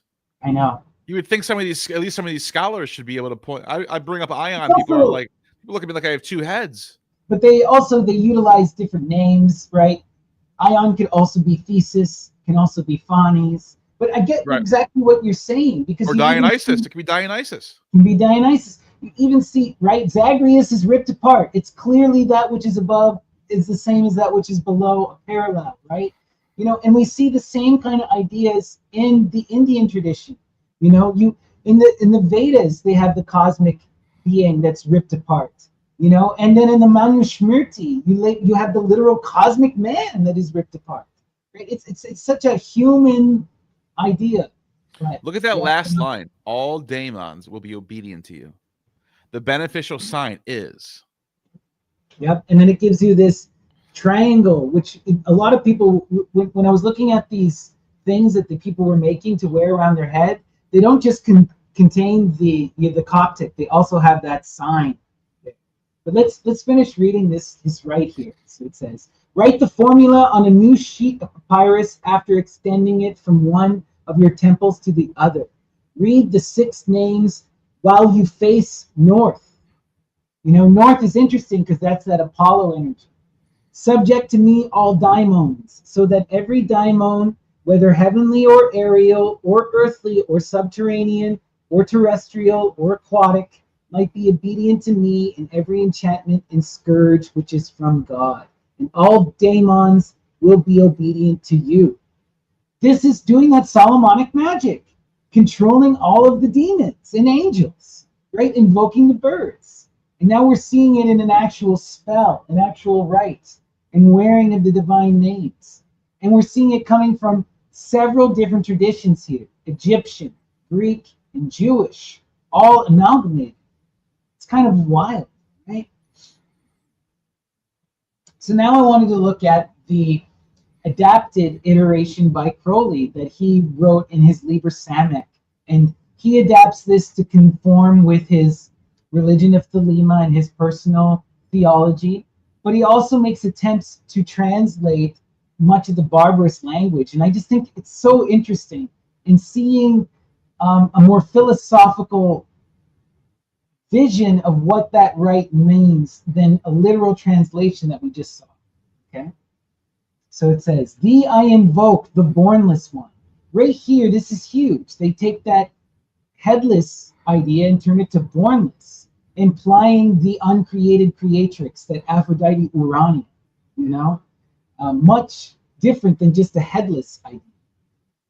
Thee that didst create the earth and heavens, thee that didst create the night and day, thee that didst create the darkness and light. Thou art Asar Nefer, myself made perfect. This is Egyptian. Whom no man hath seen at any time. Thou art Ea Bez, the truth in matter.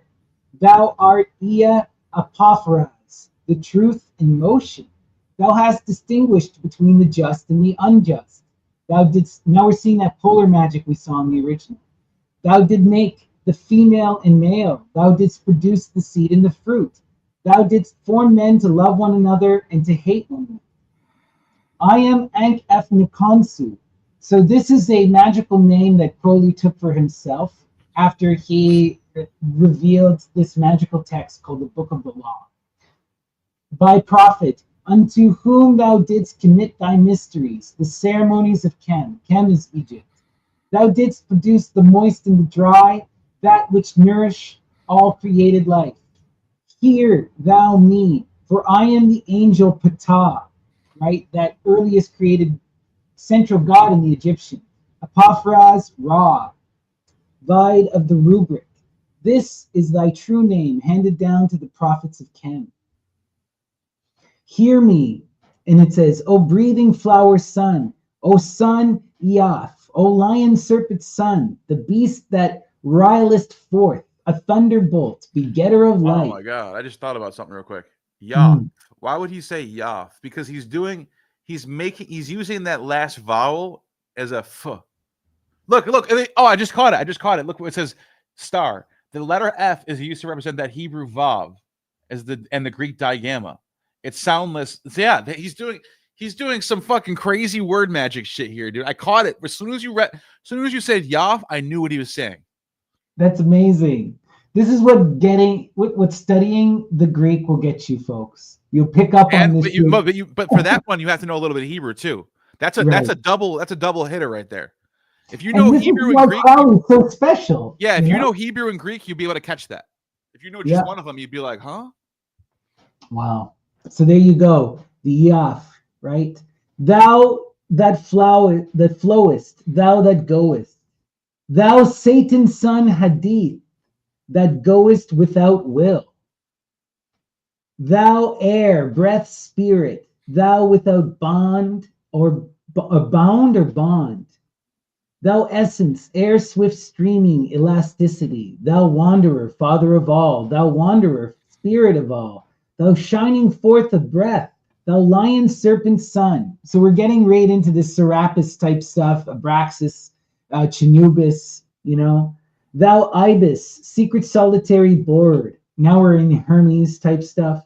Inviolate wisdom, whose word in truth creating the word by its magic. O son Eoth, O lion serpent son, the bees that wilest forth a thunderbolt, begetter of light. Hear me and make all spirits subject unto me, so that every spirit of the firmament and of the ether upon the earth and under the earth, on dry land or in the water, or whirling air and rushing fire, and every spell and scourge of God may be obedient unto me. I invoke thee, the terrible invisible God who dwelleth in the void of the spirit. Thou spiritual son Satan, thou lust, cry aloud, whirl the wheel, O my father, O Satan, O son. Thou savior, silence, give me thy secret. Give me suck, thou phallus, thou son.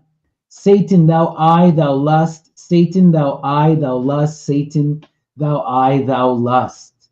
Satan is the sun, right? And then the sun is connected to that power of the ops and the gaze, right? And to Babylon. Satan is the sun Yahweh. Yeah, exactly. Yahweh, right? Yeah. So I just want to remind people that when he's calling Satan, he's really calling the sun. And when he's calling the eye, he's calling the muse, that power of the ops. When he's calling lust, he's calling Babylon, right? He's calling the great mother, Aphrodite Pandemos.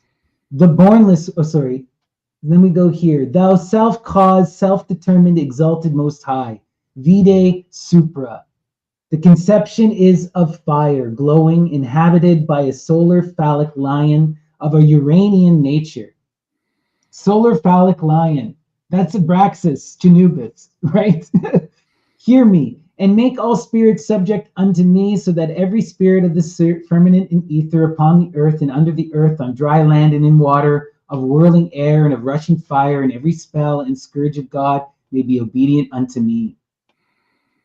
Hear me, Ru Abra Yah, thou the wheel, thou the womb that containeth the Father.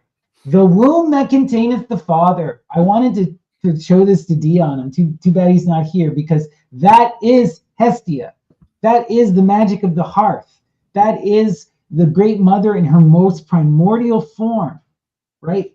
The womb that contains the spark of life, right? Thou the sea, the abode, Babylon, thou woman of whoredom, thou gate of the great God On, thou lady of the understanding of the ways. Hail thou, the unstirred, hail sister of the bride of On, of the God that is all and is none, by the power of 11. That is all and is none, that is first and last. Hestia again. Thou treasure of Iao, thou virgin twin sext. Now we're getting into the divine androgyne, that Phanes stuff. Thou secret seed, thou inviolate wisdom, abode of the light, of the Father, the Son, of Hadith, of the spell of the Aeon of Horus, Our Lady of the Western Gate of Heaven, mighty art thou. And then mighty and bornless one. The conception is of water glowing, inhabited by a solar phallic dragon serpent of a Neptunian nature. Hear me and we get that same call again. Then he says, O mother, O truth, thou mass, hail thou that art, thou hollow one, thou goddess of beauty and love, whom Satan beholding desireth. Right? That's what causes, right now we're talking about that highest goddess as that erotic force, right? That Babylon that causes Phanes to rip itself apart. The gadfly that torments Io, right? The literal thing that causes the unfolding of creation through that bite, that sting. By the way, Io is also the mother of Horus. She's Isis. Exactly. Io is the mother of Horus, is Isis. And this is all about Osiris and Horus, you know, and that cycle of Apollodorus even says that in his Bibliotheca. When he mentions the story about Io, he says, some equate with Isis. Yeah. He just straight up says it. It's just Isis. It's all Isis, right? I always go back to one of my favorite books of all time, The Golden Ass. Yeah. And at the end of The Golden Ass, he lists all of the great mother deities, and he says they're all Isis. You know? They're all. Isis has many names. Isis has many names. I mean, she is the oldest one, so she's the oldest one, and she has all those traits. Yep. So that's why when you look at well, actually, technically, Sibylla's older, technically, but let's put that aside for a second. The point is to go back to the most primordial form. So yeah, and that's what they thought. Some people will say Isis. Some people will say Sibylla. When you look at Aphrodite, Aphrodite, you see traits of Isis. When you look at Hestia, you see traits of Isis. When you look at Dawn, it doesn't matter. Yeah, whatever goddess you look at, they're going to find some sort of Demeter, the grain. Isis is also grain. Gaia, earth. Isis is also earth. You can see all the traits there. Fundamentally, we were talking about this in our private conversation, but this is something that needs to be stated because a lot of people struggle with this. But the true Greek conception, for the most part, is sort of a qualified monism, right? And what I mean by that is they're accepting that unitary divinity of the absolute supreme, right? That great mother. But then they talk about how she descends into creation and wears many forms and many masks, and how that sacred separation is equally important and valid, right? So it's not that monism that we see in Advaita Vedanta or the monotheism or monism of the Christian and later Neoplatonic tradition. This is one that is enthused by the power of nature. It's that Aphrodite holding up the mirror to look upon her form, right? So you need that nature and that other in order to have this understanding. And so it's still this kind of monism, but it also accepts the unfolding of creation, the multitude, you know, and really what it is, it's this recognition of both, and you have to reconcile that absurdity. This is why Dionysus laughs, you know. Yeah. But it's important. This is also why laughter is Dionysian. Yeah, because it's all absurd. Yeah. And you got That's why did I ever show you those Christian law codes from the 7th century that outlawed frivolous laughter? Oh my God. You never saw that? No, but it makes me one of my favorite books of all time is The Name of the Rose by Umberto Eco. And the central plot of this book is Christians arguing about whether or not Jesus would laugh, and how these Christians literally hide and obscure and commit murder in order to prevent Jesus from being a figure of laughter. Yeah. I just found it. Give me 1 second and I'll pull it up. I'm going to show you something that's here, I found it. Here it is. But anyone who's into philosophy, semiotics, symbolism, magical realism, go out and read The Name of the Rose by Umberto Eco. So this is the Council in Trullo. It took place between 691 and 692. And there's all we have basically we have the whole entire transcript of what went down. And there's tons of shit. By the way, what I love about this is because this actually when I read this, it made me feel better about the world, because pagans were trying to still thrive even though the laws were all against them. And this is in 690. So you think Theodosian law code was what? 380? Almost 300 years have gone by, and the pagans are not stopping. They're like, fuck your Christian laws. We're pagans. We're going to stay pagans. This made me feel good. This made me feel like I'm doing something right. Anyways, beautiful. I'll show you this right now. Here it is. The 38th or the 18th law code. No, that's not it. It is which one is it? Hold on, I'll find it. I could do a word search. Oh, it's not letting me do a word search. Hold on. It's Nestorians. That's not it. Paganism. Let me start from the top. It's close to the top. Here we go. The 62nd canon enumerates several Greco-Roman cult festivals. They forbid celebrations. The Brumalia. Remember that? Yes. That's the first one they outlawed. The Brumalia, the Bota, the Calends, the 1st of March. The Brumalia was the traditional festival of Dionysus. Yeah. And the Bota. His figure is the child being reborn. No yes. And it says, and the Bota, that of Pan, celebrated at the winter solstice. Remember, I've been screaming this out for my channel for 3 years now, telling people this. And they're like, no, that's not right. It's Christian. It's totally Christian. The Brumalia can have been little more than a customer calendar by this time, because they're outlawed.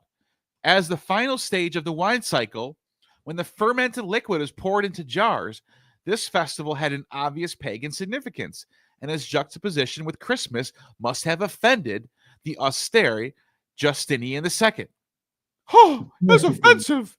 The Brumalia had attained respectability as a holiday by the late 7th century and persisted despite the injunction of this canon. Everyone just take a second to clap. Clap for these brave heroes back then. Anyways, for example, it was celebrated at the imperial court of the reign of Constantine V, Copernumus, 742.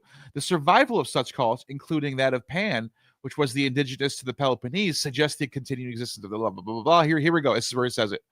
The 62nd canon forbade the invocation of the name of the abominable, the devil, Dionysus, when the grapes were crushed in the wine vats.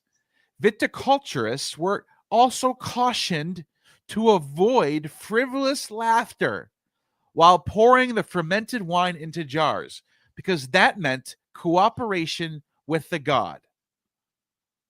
Ridiculous. Isn't that crazy? The ecclesiastical authorities regarded such agrarian earth gods as demons and evidently feared the apostasy of the wine producers. That's crazy. I love this too, because you're bringing up Pan. And one of the things that Christians always love to bring up is that ridiculous myth of the great god Pan is dead, and this marking the end of the pagan world. And that's just not true. The great god Pan was not dead from that particular prophecy, and it wasn't even a real prophecy. You Right. know, so. Yeah. But it's interesting. I love that. That's some good history, and it shows us that we now live in a Christianized world, but that paganism never truly went away. It just became Christianized. It just thrived under different needs. That's what I've been trying to tell people. People are like, "Oh, Christianity won out." It did not What win do you out. mean by one? And that's what I'll say to it. I go, "What do you mean by won out? Do you mean they took power and outlawed the pagans?" Because think about this for a second. When Constantine converted to Christianity, all the reports are that Christianity only made up 5 to 10% of the Roman Empire. That means 95% of the Roman Empire were still pagan. They didn't win. They didn't win because everyone wanted to be Christians. They won because they forced everyone to be Christians. Yeah, That's they it. won because they forced. 95% was still pagan when these laws started taking place. Well, it's also, I remember, when a while back when I was in university, I was studying Voodoo, and I was looking specifically at Haitian Voodoo. And I watched, one of our professors showed us this video with this priest, and the priest is going on this rant, and one of the people is talking to them, and they go, "What do you say to the Catholics who say that this is demon worship and stuff?" And the priest bursts out laughing. And he says, "What do I say? I say this is Catholicism and is no different." It's the same. Yeah. And that's how the voodoo people, like the voodoo practitioners, that's how they view it. It's not voodoo in Christianity. It's just Christianity. Yeah. It's just a different type of rite. And that's how it would have been. Even what ends up happening is the paganism didn't go away. It just got called Christian. People had to twist and adapt and lie, And this is a big thing. Like I was talking today with my partner about Christine de Pizan in the book of the City of Ladies, right? And this is an incredibly pagan book. If you have ears to hear and you're reading this, she is invoking the three muses, talking about building a temple in the sky, doing the Solomonic magic, building something in the abstract. She literally invokes Hecate. She even talks about the power of the antiphrasis, right? This is Dionysian magic. Antiphrasis is the saying of one thing, but meaning its polar opposite. And she invokes that right in the text because at this time in the Middle Ages, in the early Renaissance, people had to obscure what they truly thought. And we'll never fully know how Christian or pagan someone like her was. Because it's all obscure. Someone like Dante, who's writing the Inferno, where he's been bringing in all these pagan gods, and he's talking about Homer being a virtuous pagan. Like, you can tell he's a crypto pagan. Or Milton. All of these people are crypto pagans. Yeah, you can just tell. You can just tell. Like they give off dog whistles when you're reading them. And like Petrarch and Brumi, all these medieval writers, late medieval writers, they are such good at giving off dog whistles to people like you and me. It's because you know what, and then later on, when I hear them going in the name of the Father, the Son, and the Holy Spirit, I go, don't worry, I know why you did that. I know why you did that. This is very much because he already gave me the dog whistles, so I'm good. I'm good. we were talking about this because, in the earliest Christian traditions, the Christians saw themselves as an extension of the pagan traditions, not as separate, but as an evolved, refined, purer iteration. This is how you get someone like Nonus, who can write the fucking Dionysiaca, right? And we were talking about that. He can have Jesus in the feminine and all this wildness. Because to him, the pagan gods are just angels and demons. They, and Jesus is Dionysus, And it's not until you get into and by the way, the hatred becomes explicit against. And by the way, as far as him following the Greek hexameter prose laws and fitting Jesus's name in because he has to make a long vowel short or whatever, that to me doesn't matter as much as the fact that Dionysus has a female form named Misa or Mises. So if he's comparing Dionysus to Jesus through this and using Greek hexameter prose to do it, and then it happens to line up that way, that's just more. That's not like a point against. That's like a point. It's almost like, whoa, that's a pretty fascinating thing that just happened right there. You see what I'm saying? Like Absolutely. he puts Jesus into Jesus or whatever, or Yese, and all of a sudden it's like it fits the meter. But it's like when Dionysus flips into Misa, it's the same thing. Yeah. You know I'm talking about, Misa? Oh, no. Misa? Yeah. It's wild stuff, right? And most people don't even know the hymn to Misa. They don't even recognize Dionysus. They don't even know that Dionysus had a female form named Misa. They don't even know it. No, most that's the thing, right? It gets so wild. They just think he's the god of wine. They don't recognize him as the god of the fruits, of the mountain, of liberation, and of the nymphs. And it's clearly like there's so much more to that image, right? There's so much more to all this kind of stuff. But what I'm trying to get at is just that, all this magic that I'm talking about, showing you this stuff like Crowley's invoking Satan and whatnot, but most of this stuff would have been within the Christian tradition. The Solomonic magic is Christian magic. It's Jewish magic, right? Oh yeah. Oh, it's 100%. And then just in case someone's watching and like, what are they talking about? I just want to keep them. By the way, look at this too. We were just talking about this. All right, so this is the Orphic hymn. Sometimes we need to inform. Yeah, this is the Orphic hymn, right? And it says, "Call Thesmophorus, spermatic god Dionysus, of various names, who bears the leafy rod." And then he gives it. Then you get a female name, Misa in Greek, ineffable, pure, and then it calls him the sacred queen. Twofold Iacchus, male and female seen. There is no doubt about this. This is a female form of Dionysus. And then it says, illustrious, whether to rejoice this thine, offered is and they feign divine. This is obviously Thomas Taylor, who can rhyme these translations. I love Thomas Taylor. Anyways, he says down here, or he says, of the land of Cyprus, which is Aphrodite. That's Aphrodite's island, right?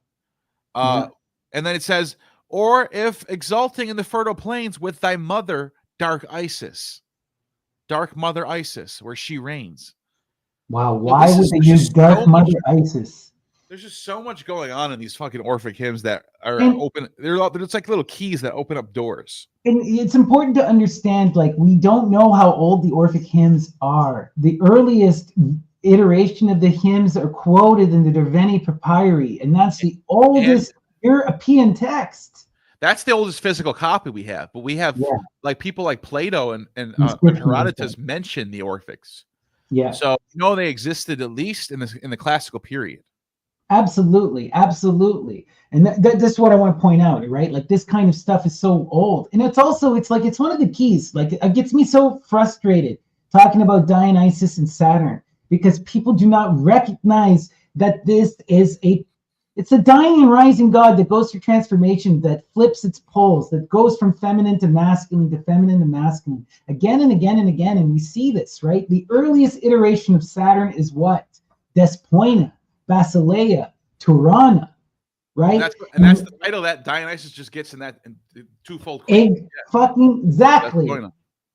Fucking exactly. Right? It's the same thing, because Dionysus is the god that goes through these cycles, and it's all about how that cycle plays out, right? In its youthfulness, it's that wild, liberating force. But in its old, elderly nature, it becomes that Chronos force, that force of consumption of the children, of trying to stop time and resist change. Again, we see the polar extremes, right? It's always this kind of polar magic. And all of the gods in the Greek tradition have that masculine, feminine pole. But because of our modern concepts of gender and our ridiculousness around such things, people are afraid to even go to these places or talk about it. But it's like, it's beyond clear with Saturn. It's beyond clear with Dionysus. This is a bi-gendered figure, right? That has distinct masculine and feminine forms. That dies and rises and is born again. Yep. Child of Isis. Right, child of Isis. So this week. It's Hippocrates too. This week turned out to be a disaster. I have car thing happening right now. It's Right. sort of but do you want to do this again next week? Yeah, let's finish up next week and we can Yeah. talk more. I didn't really have much more to add to my presentation. We were just gonna finish off I think I was finished off here on the Stella of Jeu or in Crowley's. Yeah, it's just more Crowley. Why don't you save that for next week, and I'll bring some stuff on top of that. Sounds good. I'll bring That'll some be fun. Abraxas stuff. I'll bring some Solomon stuff. And then it'll be better. This week something popped up. But anyways, It was still great. It was great to see you. It was a lot of fun to chat. It's always so much fun. And next week let's talk about the temple too, if you want. Absolutely. And we'll have Dion, and we'll get deep into it. Okay. All right, everyone. Well, thank you guys for joining me. Make sure you go subscribe to Neil, Agnostic Informant. Do you have any new videos coming up that you want to plug before we say goodbye? Nothing very, very soon. I'm probably gonna do a live stream soon before I do anything like release. But yeah, I'll know more about that next time. All right, everyone. Thank you so much for joining us. Peace and love, and we'll see you next week with more Solomon. Take care. Hail Satan.